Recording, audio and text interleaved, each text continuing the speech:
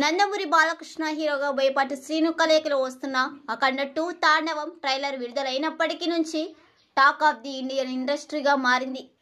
ఇప్పటికే ఈ సినిమాకు సంబంధించి ప్రమోషన్స్ జోరుగా చేస్తున్నారు. తాజాగా అఖండ 2 తాండవం టీం ఉత్తరప్రదేశ్ ముఖ్యమంత్రిని కలిసి ఆయన ఆశీర్వాదం తీసుకున్నారు. ఇక బాలకృష్ణ బోయపాటి శ్రీను సినిమా అంటేనే లాజిక్ ను పక్కన పెట్టి చూడాల్సిందే. ప్రేక్షకులు వీళ్ళు ఈసారి స్క్రీన్ పై ఎలాంటి మాయ చేశారనే దానికోసం ఆసక్తిగా ఎదురుచూస్తున్నారు.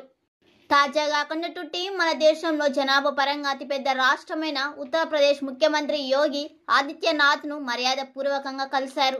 మరోవైపు అఖండ 2 తాండవం ఇప్పటికే కర్ణాటక ముంబైలో ఈవెంట్ను నిర్వహించారు. మరోవైపు మన దేశ ఆధ్యాత్మిక రాజధాని వారణాసిలో అఖండ 2 తాండవం గ్రాండ్ ప్రీ రిలీజ్ ఈవెంట్ను నిర్వహించుచున్నారు.